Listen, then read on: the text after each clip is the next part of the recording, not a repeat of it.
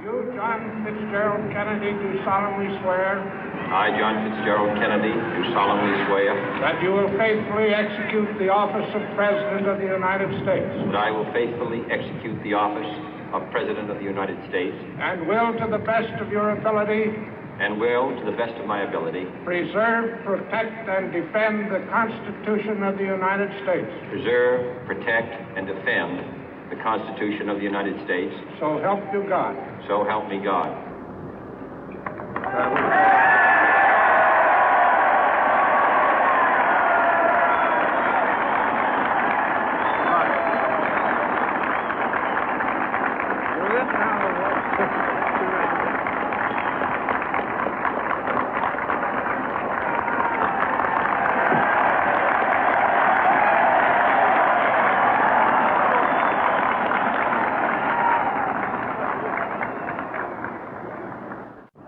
Vice President Johnson, Mr. Speaker, Mr. Chief Justice, President Eisenhower, Vice President Nixon, President Truman, Reverend clergy, fellow citizens. We observe today not a victory of party, but a celebration of freedom, symbolizing an end as well as a beginning, signifying renewal as well as change. For I have sworn before you and Almighty God the same solemn oath our forebears prescribed nearly a century and 3/4 ago. The world is very different now, for man holds in his mortal hands the power to abolish all forms of human poverty and all forms of human life. And yet the same revolutionary beliefs for which our forebears fought are still at issue around the globe. The belief that the rights of man come not from the generosity of the state, but from the hand of God. We dare not forget today that we are the heirs of that first revolution. Let the word go forth from this time and place to friend and foe alike that the torch has been passed to a new generation of Americans born in this century, tempered by war, disciplined by a hard and bitter peace, proud of our ancient heritage, and unwilling to witness or permit the slow undoing of those human rights to which this nation has always been committed and to which we are committed today at home and around the world.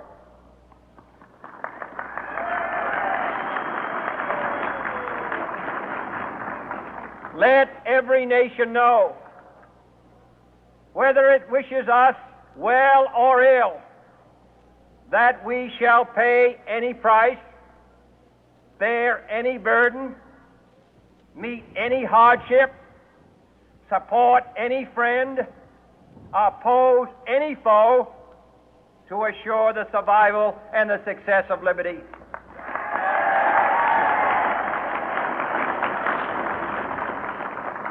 This much we pledge and more. To those old allies whose cultural and spiritual origins we share, we pledge the loyalty of faithful friends. United, there is little we cannot do in a host of cooperative ventures.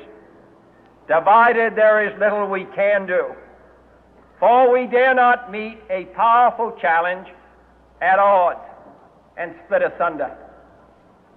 To those new states whom we welcome to the ranks of the free, we pledge our word that one form of colonial control shall not have passed away, merely to be replaced by a far more iron tyranny. We shall not always expect to find them supporting our view, but we shall always hope to find them strongly supporting their own freedom, and to remember that in the past, those who foolishly sought power by riding the back of the tiger ended up inside.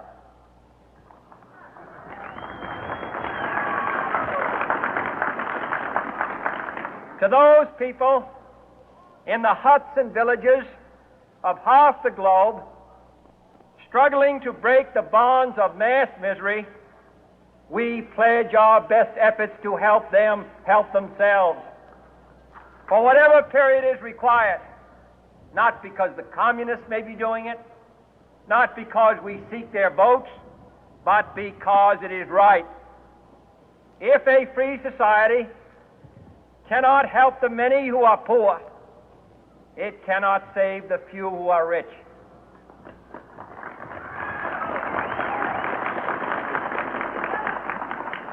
To our sister republics south of our border, we offer a special pledge to convert our good words into good deeds, in a new alliance for progress, to assist free men and free governments in casting off the chains of poverty. But this peaceful revolution of hope cannot become the prey of hostile powers. Let all our neighbors know that we shall join with them to oppose aggression or subversion anywhere in the Americas. And let every other power know that this hemisphere intends to remain the master of its own house.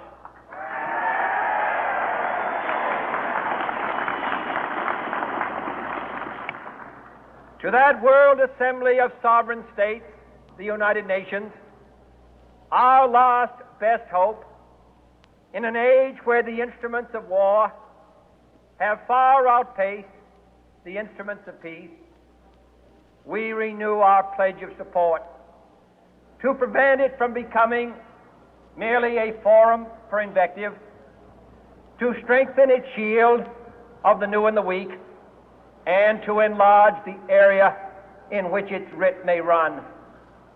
Finally, to those nations who would make themselves our adversary, we offer not a pledge, but a request that both sides begin anew the quest for peace.